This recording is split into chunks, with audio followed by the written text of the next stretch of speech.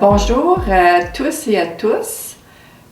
Donc, une deuxième émission avec M. Christian Tremblay, bénévole du réseau Tara Québec. Est-ce que vous pourriez, M. Tremblay, nous résumer la première émission que nous avons eue il y a quelques semaines? Oui, d'accord. Alors, effectivement, je pense que c'était avant les fêtes que nous avons eu le plaisir d'être, et je vous remercie encore de votre invitation. Alors, effectivement, le sujet d'aujourd'hui, rapidement, c'est une méditation une méditation de groupe qu'on appelle de transmission, donc la méditation de transmission. Mais bien comprendre ce que c'est que la méditation de transmission, il faut le relier à d'autres événements. Mais pour ceux qui n'auraient peut-être pas vu la première émission, je peux vous dire un petit mot sur le réseau Tara. Alors, c'est un organisme sans but lucratif composé de bénévoles qui diffuse de l'information par tous les moyens, par un site web qu'on nomme taraquebec.org. Alors, pour ceux qui veulent en savoir plus, ce sera là. Et sur les sujets dont je vais faire le résumé qu'on a abordé à la dernière émission. Il y a des journaux, il y a des livres, etc. Alors, par ce site-là, les gens peuvent s'inscrire, poser des questions, donner leurs commentaires, recevoir par la poste les livres ou de savoir où se les procurer. Des livres qu'on veut le plus en plus accessibles. Alors, l'objet de nos messages ou de nos conférences, lorsqu'on organise des conférences, c'est de nous parler du retour des grands sages. Autrement dit, la plus belle histoire depuis 2000 ans. Alors, on est dans une période vraiment faste, dans le sens que nous passons de l'ère du poisson à l'ère du Verseau avec des nouvelles valeurs qui vont carrément changer le visage de l'humanité vers la création d'une nouvelle civilisation. Avec le concours de ces sages-là dont on a parlé la dernière fois, qui viennent et qui vont se présenter à l'humanité, qu'on va recevoir et avec qui on va avoir le plaisir de travailler comme guide, et qui nous inspireront pour que nous entrions avec les nouvelles valeurs qui vont faire en sorte que l'ère du Verseau, dont les valeurs changent et qui sont maintenant et qui vont s'imposer comme étant des valeurs de partage et de coopération et de conscience de groupe, vont remplacer les valeurs qui étaient les bonnes mais qui ne sont plus d'actualité, qui ont été celles de l'ère du poisson. C'était le développement des personnalités, donc qui ont mis en lumière des traits qui nous ont montré le chemin dans tous les domaines, autant les grands hommes politiques, les grands hommes dans le domaine des arts, dans le domaine des sciences, dans le domaine de la spiritualité. Mais maintenant, on va prendre ce travail-là, on va le développer davantage et on va le mettre en commun. Alors, donc, ce sera l'énergie de l'ère du Verseau. Alors, donc, c'est un travail très concret. Absolument. Il faut toucher tous les points sociopolitiques et économiques, de sorte qu'on ne peut pas, par exemple, parler d'une chose et faire autre chose. On ne peut pas dire une chose et faire autre chose. Alors, il faut être logique avec nous-mêmes. Et d'ailleurs, parmi les nouvelles valeurs, on va parler d'être honnête, c'est-à-dire de penser, de dire et de faire la même chose, et non pas de faire des choses qui seraient contradictoires. D'être sincère dans notre démarche, c'est-à-dire d'être soi-même, d'être ouvert.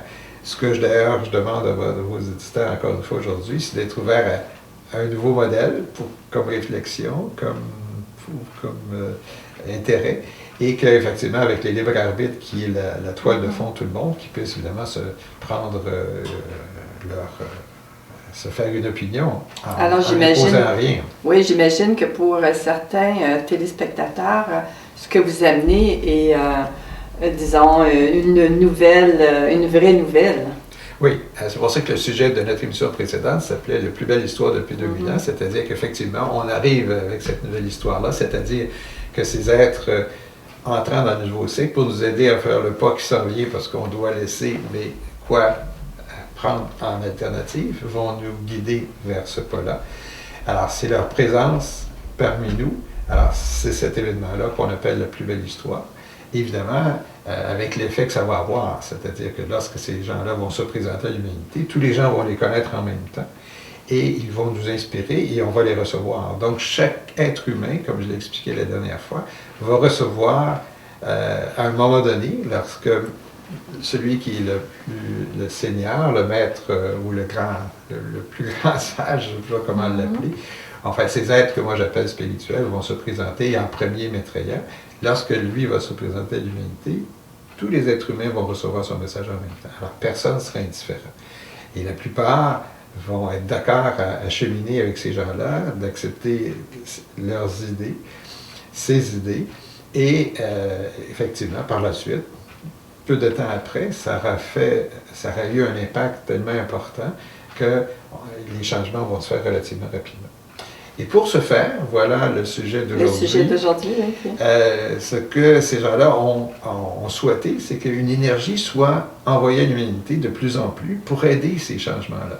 Pour que ça se fasse en douceur, mais avec une conscience qui est propre à chacun. Parce qu'évidemment, la démarche doit se faire d'abord individuellement, et si tous et chacun est prêt au changement, tout le monde, évidemment, le changement va se faire de façon plus facile et plus rapide aussi, parce que c'est ce qu'on doit faire, parce que si on regarde là où va l'humanité actuellement, il n'y a aucun doute qu'il y a des changements requis. Alors, on n'entrera pas dans les détails. Alors, ce que les maîtres, ce que ces sages-là ont suggéré, c'est-à-dire, c'est une nouvelle forme de méditation. Alors, ça nous vient de Benjamin Clem, dont on parlait la dernière fois. Alors, Benjamin Clem travaille à présenter le nouveau monde qui s'en vient, le nouveau paradigme, apporte une information qui est de dire un peu ce que ces gens-là vont enseigner, vont présenter à l'humanité. Alors, parmi ces changements-là, évidemment, il y a ce qu'on appelait les nouvelles valeurs, l'ère du Verseau, ce que ça comporte, c'est sûr. Lui est informé directement par télépathie, il est en communication avec ces gens-là qui lui permettent effectivement de nous faire des prophéties, de nous donner une idée de ce qui s'en vient.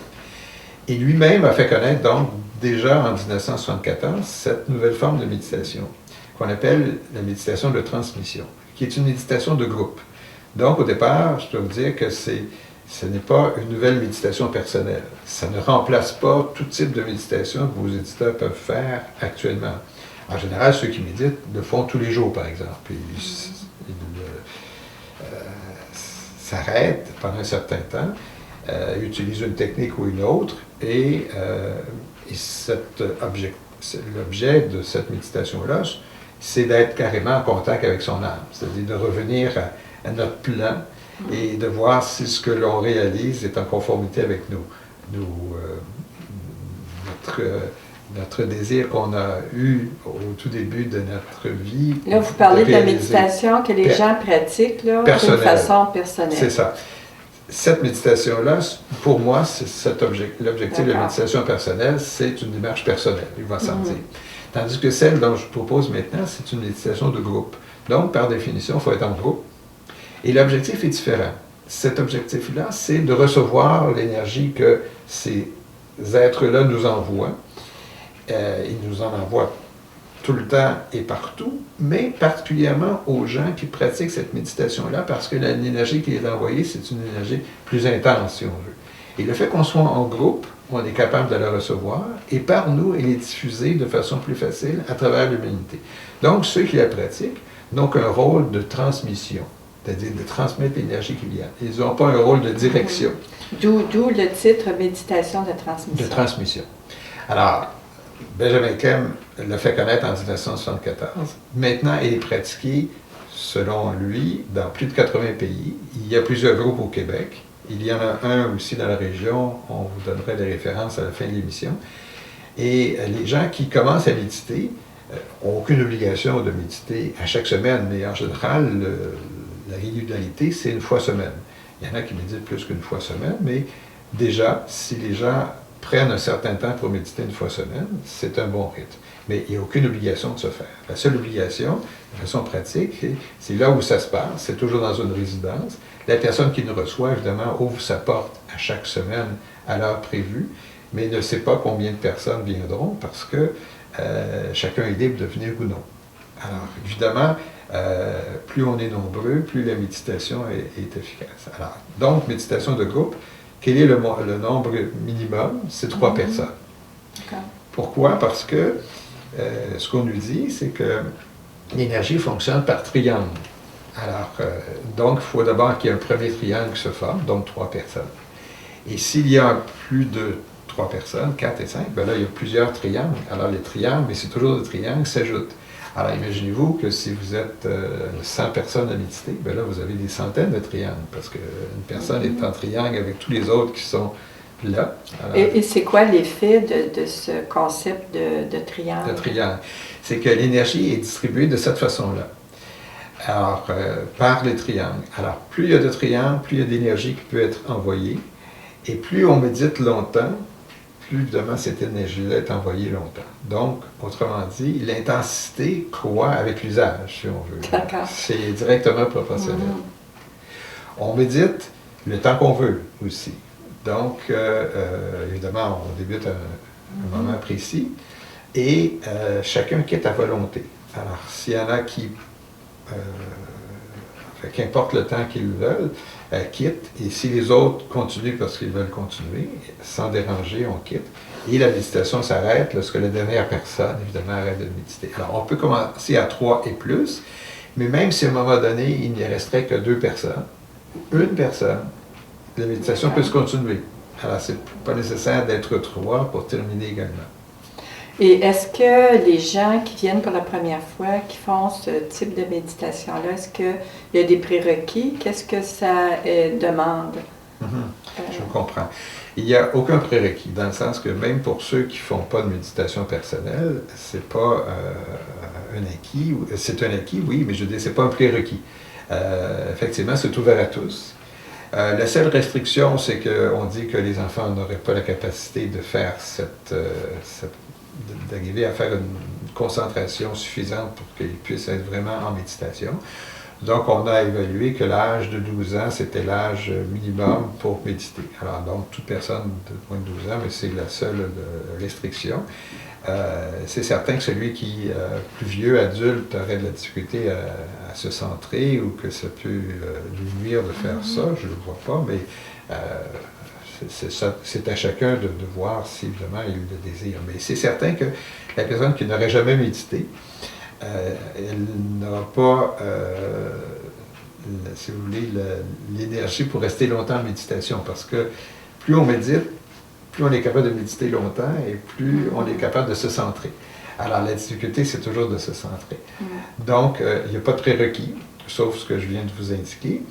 Et celui qui a fait une méditation personnelle, ben, le fait d'être capable de rester centré en faisant une méditation personnelle, ça va être la même façon de faire pour faire la méditation de groupe. Parce que les gens qui font de la méditation personnelle le font aussi en groupe. Ben, c'est-à-dire que chacun peut le faire. Il y en a effectivement qui le font en groupe, vous avez raison.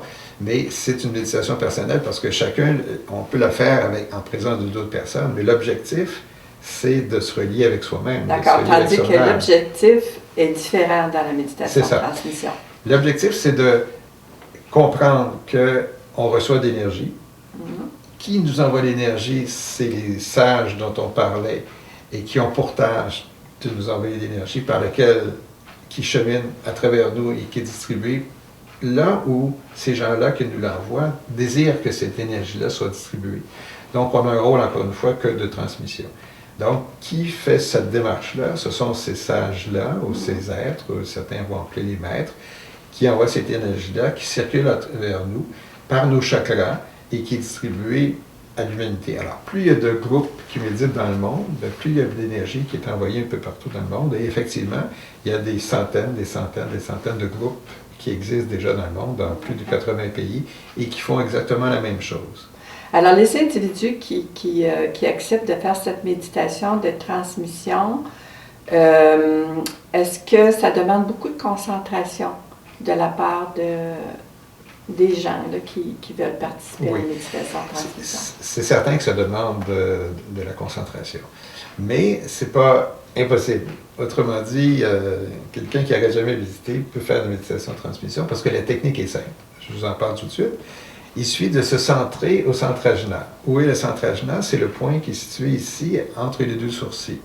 Donc, certains pourraient penser le troisième œil, pour ceux qui connaissent un peu la chose, mais c'est pas ça. C'est le point, le centre ajna, qui est appelé du côté oriental, c'est le nom qu'on donne, le centre ajna. Donc, le point est situé vraiment à la surface du crâne, entre les deux sourcils. L'idée, c'est, évidemment, on ferme les yeux et on se centre là.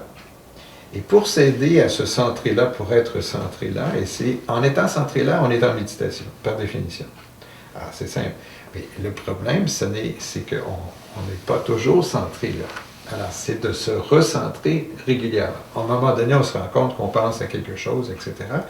Donc, il faut que notre mental, c'est lui qui nous fait penser à toutes sortes de choses, ne nous dérange pas. Alors, pour ça, on demande au mental de nous dire, centrons-nous ici. Mhm. Alors, pour ce faire, il y a un petit truc aussi, en plus de la technique dont je parle, qui est de se centrer au centrage là, c'est de penser le son Om, qui est un son sacré que sûrement vos auditeurs ont déjà entendu. Om, Waom, c'est la même chose.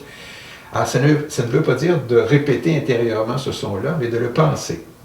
Pourquoi penser? Parce qu'on occupe notre mental en disant notre mental pense Om.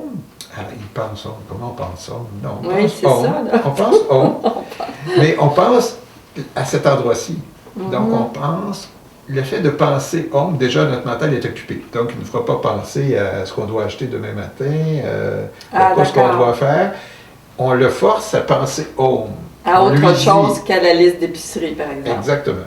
Et en ce faisant, lorsque vous pensez Om, automatiquement, c'est la même chose pour tout le monde, on est centré ici. C'est simple. Alors, on pense Om, on est centré là. On pense à se centrer là, on ne pense pas à autre chose. D'accord. L'idée, c'est de rester centré. Donc, on reste centré 1 minute, par exemple. On débute, c'est facile, 1 minute. Oups, on se rend compte qu'on déjà on pense à autre chose. Oups, on repense Om, on se recentre là. Et plus on médite souvent, plus on n'a pas besoin de se recentrer, où les espaces de temps sont plus longs entre un autre recentrage, si vous voulez, de se recentrer là. Et à un moment donné, on se rend compte qu'on est capable de méditer 15 minutes, 20 minutes, une demi-heure, 1 heure. Et pour ceux qui sont vraiment habitués, ils vont se centrer pendant 2 heures. Évidemment, ils ne feront pas 2 heures sans se recentrer, mais ce que je veux dire, ils vont pouvoir se recentrer peu de temps, peu de fois, et réussir à méditer 2 heures. D'accord. Est-ce que la respiration a un rôle à jouer dans la méditation de transition? Certains peuvent dire qu'il y a un rôle, certains n'y accordent pas d'importance, c'est au gré de chacun. Alors, par exemple, si quelqu'un, dans sa méditation personnelle, utilise cette technique-là, au départ, à tout le moins, de prendre de la respiration, de faire une pause entre l'expire et l'inspire, peuvent utiliser cette technique-là. Mais c'est surtout au début qu'on peut l'utiliser. Après, on n'a pas à faire ce travail-là en particulier. Par contre, si quelqu'un, ça aide cette personne-là à se recentrer, ben, pourquoi pas. Mais vraiment, compte tenu qu'on sait qu'on doit se centrer encore une fois au centrage-là, ben, c'est ce point-là qui doit être notre objectif, c'est de se centrer là, plutôt que la respiration, pour vraiment être en méditation. Et évidemment, ça c'est la technique pour se centrer, mais évidemment, la toile de fond, c'est d'être dans l'esprit qu'on demande aux gens qui font cette méditation-là, d'être, c'est-à-dire de croire, ou du moins d'accepter l'idée qu'il y a des gens qui sont des êtres qui ont un grand développement spirituel, qui ont atteint un niveau important et qui ont pour mission de nous envoyer cette énergie-là, qu'importe le nom qu'on donne à ces gens-là. Et qu'on entre dans ce service-là, de rendre à l'humanité, de laisser passer l'énergie à travers nous pour que ce soit au bénéfice de l'humanité. Et quand vous parlez de ces gens-là, est-ce que vous voulez parler des sages que vous avez mentionnés là, auparavant? C'est ça. Alors, j'ai parlé à la première édition qu'il y en a qui se présentent à l'humanité, qui sont déjà incarnés et qui sont là, et qui travaillent déjà et qui vont se présenter bientôt. Mais il y en a d'autres qui ne sont pas parmi les gens qui travailleront physiquement présents avec nous et qui resteront à l'état où ils sont, c'est-à-dire moins connus dans un espace qui ne sera pas visible, pas en tant qu'être physique, et qui ont pour tâche d'envoyer cette énergie-là. Donc, le groupe de ces êtres-là est assez important pour que, évidemment, le travail soit diversifié. Et c'est de ces gens-là qui manipulent cette énergie-là, dont aussi ceux qui seront avec nous, qui ont ce pouvoir-là, que le travail de la méditation de transmission se fait. Donc, cette méditation-là, ce n'est pas seulement pour la période dans laquelle on est, évidemment davantage parce qu'on sait les changements qui s'en viennent, puis on veut que ça se fasse rapidement et aussi en douceur, mais on sait aussi que cette méditation-là sera pratiquée pendant tout l'ère du Verseau, donc pendant plus de 2000 ans, ça sera quelque chose qui sera connu à travers le monde et que beaucoup de gens feront cette méditation. J'aurais une question. Est-ce que les méditants, qu'est-ce qu'ils peuvent ressentir? Est-ce qu'il est question de médiumnité ici? Non, on ne parle pas de médiumnité. Non. Ce que les gens ressentent, c'est effectivement de l'énergie qui circule. Pour ceux qui sont sensibles, mais même si on n'a pas cette sensibilité-là, c'est pas important. On ne peut pas dire, par exemple, « Ah, moi, je ne ressens rien, il n'y a rien qui se passe. » Donc, ça veut dire que cette méditation-là n'a pas, atteint ses objectifs. On peut ne pas ressentir l'énergie comme telle. Là. Absolument. Je vais vous donner un exemple. Benjamin Clem, dont je parlais tout à l'heure, quand il donne ses conférences, j'ai eu l'occasion d'assister à certaines de ses conférences, et il invite les gens le lendemain ou à une période différente de faire une méditation de transmission. C'est lui qui la dirige, ou du moins qui est le présent. Et compte tenu qu'évidemment, lorsqu'il donne des conférences, il y a beaucoup de gens qui viennent, c'est la même chose pour la méditation de transmission, on est très nombreux. Et lorsque cette méditation-là se fait, et compte tenu qu'on est très nombreux, moi, personnellement, je peux vous dire que j'ai ressenti beaucoup d'énergie, que je ressens moins lorsque je suis dans un petit groupe au Québec, il est certain. Alors, je peux vous dire que oui, il y a beaucoup d'énergie qui passe, et plus on est nombreux, encore plus d'énergie qui circule. Et à ce moment-là, Benjamin Clem, en plus d'être présent puis de permettre que ces énergies-là circulent, parce qu'on peut penser que à l'intermédiaire de Benjamin Clem, ceux qui envoient de l'énergie en envoient davantage parce que le groupe est plus important. Il reçoit aussi l'information de savoir quel type d'énergie circule. Alors, quand on est avec lui, il nous dit, c'est tel type d'énergie qui vient. Et puis après un moment, toujours dans le cadre de la même méditation, il nous dit, boum, là, c'est telle autre énergie. Et vous sentez la différence d'énergie. On n'est pas en mesure de dire, voilà, là, je ressens telle chose, ça veut dire que c'est telle type d'énergie, on ne s'en souvient pas, on ne peut pas faire le lien. Mais chose certaine, c'est qu'on sent que la vibration qui passe à travers nous est différente. Et effectivement, on sent différente, puis peu de temps après, Benjamin Clem lui dit, maintenant, c'est tel type d'énergie. Alors, c'est à ce point-là. En plus de sentir l'énergie, on sent différents types d'énergie. Alors, un méditant qui ne sentirait pas cette énergie-là contribue au travail là, des... Contribue autant que les autres au travail. Parce que, évidemment, on peut penser que si on n'est pas habitué à méditer, on va peut-être ressentir un peu moins, donc il ne faut pas s'en faire. Mais plus on médite souvent, alors quelqu'un, par exemple, qui prendrait l'habitude d'aller méditer à chaque semaine, je suis certain qu'après quelques mois, il va être plus sensible, il va plus ressentir qu'au début. D'accord. Et ma deuxième question était au sujet de la médiumnité. Je suis assurée que certains de nos téléspectateurs pourraient se poser la question. Est-ce qu'il peut être question de ça dans la méditation de transmission? Non. C'est-à-dire qu'au départ, on ne demande pas aux gens d'avoir un talent de médium, pour ceux qui pratiquent la méditation. Et l'énergie qui nous est envoyée, ce n'est pas les qualificatifs qu'on emploie pour que cette énergie nous soit envoyée. On dit les maîtres nous envoient cette énergie-là. Comme ils l'envoient de façon non discriminatoire à travers le monde. D'accord. Mais l'énergie qu'ils choisissent de nous envoyer au groupe qui pratique la méditation de transmission, c'est une énergie plus intense, si on veut. C'est pour ça que plus le groupe est important, plus les maîtres peuvent décider d'envoyer plus d'énergie, sachant que les gens qui la pratiquent peuvent recevoir cette énergie. Autrement dit, il n'y a aucun danger parce que l'énergie ne nous est jamais envoyée dans une quantité qu'on ne pourrait pas supporter. Donc, il n'y a aucun problème à ce titre-là.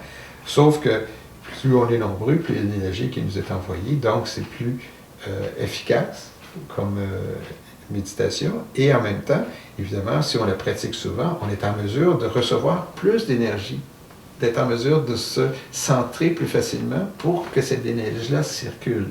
Autrement dit, si on n'était pas centré, il n'y a pas d'énergie qui passe. En étant centré, c'est comme le canal qu'on ouvre. Si on n'est pas centré, c'est comme on a fermé le canal. Si on est centré, on a ouvert le canal, l'énergie passe. D'accord.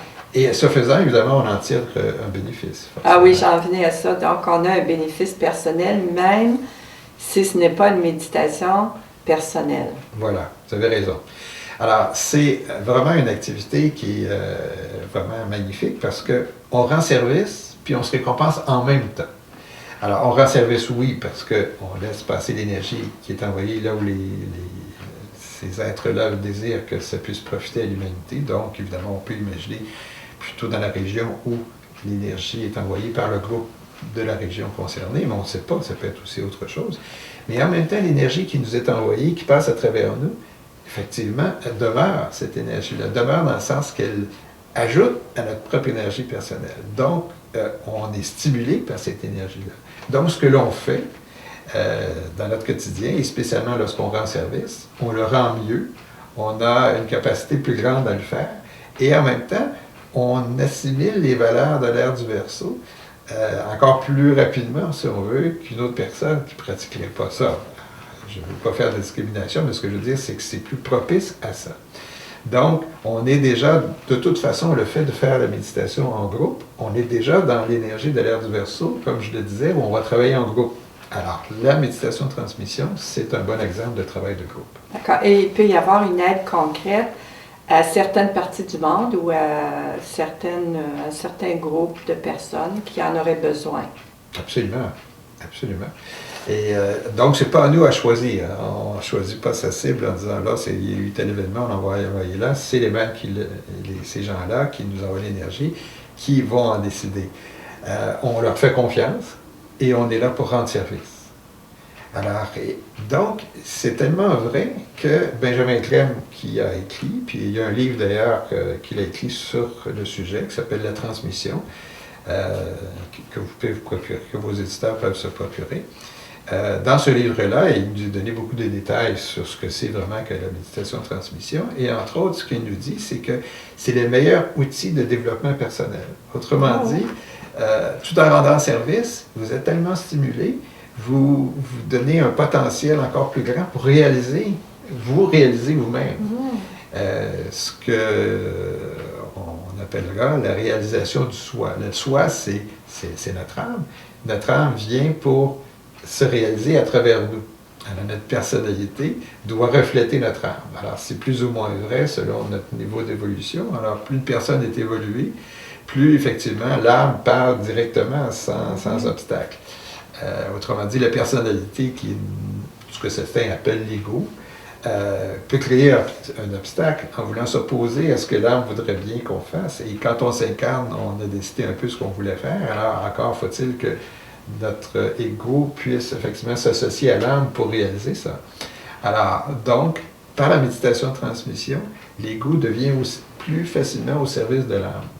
Pourquoi? Parce que le potentiel de cette énergie-là stimule tout, y compris l'ego, en acceptant l'idée que cette démarche-là se fait et doit se faire dans le cadre de notre propre réalisation, qui est appelée, puis qu'on retrouve dans beaucoup de livres, la réalisation du soi.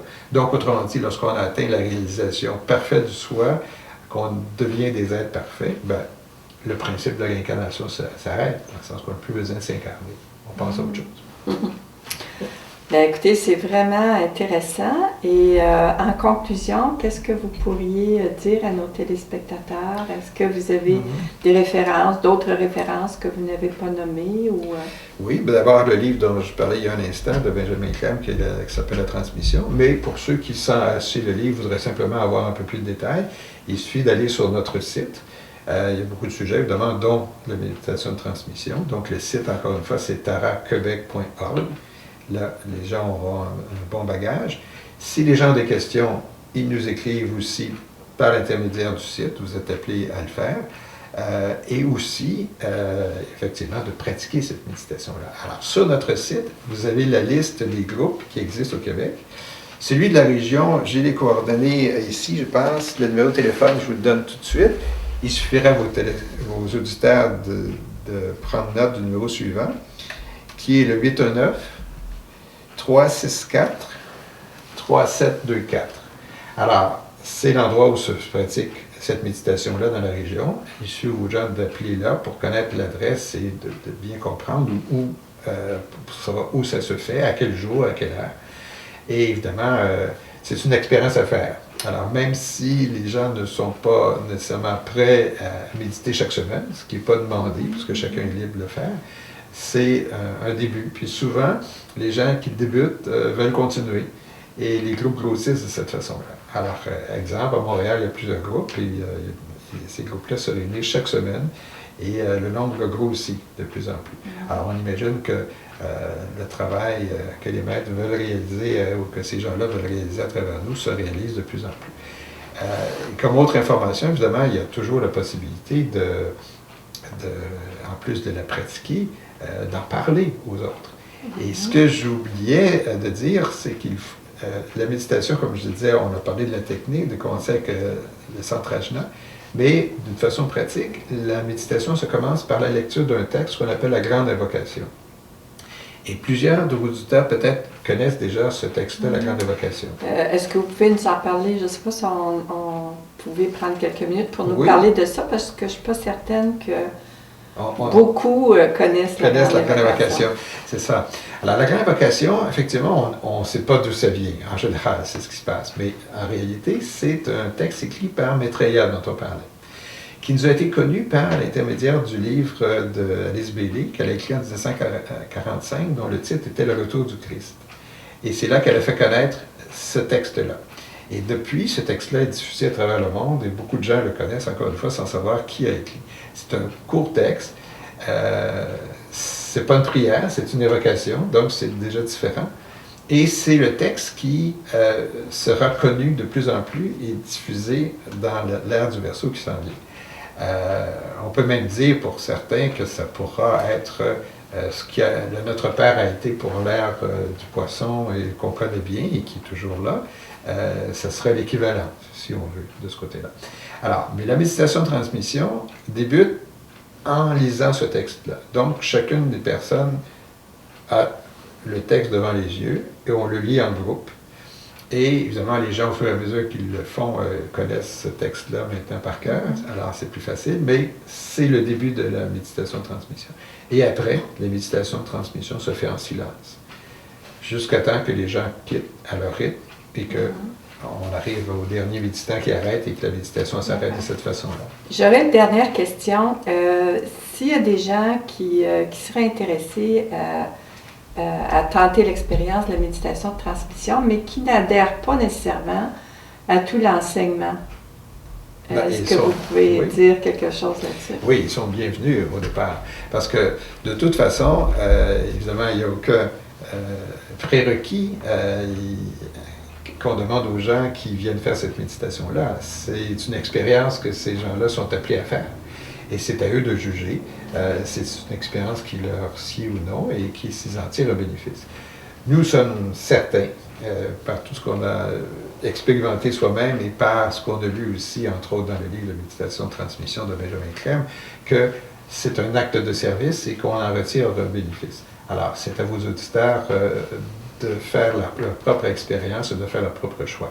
Et au départ, il n'y a pas de prérequis, encore une fois, et que c'est à chacun de prendre sa décision. Bien, un grand merci, M. Tremblay. C'est un plaisir. À la prochaine. À la prochaine. Peut-être. Au revoir. On verra.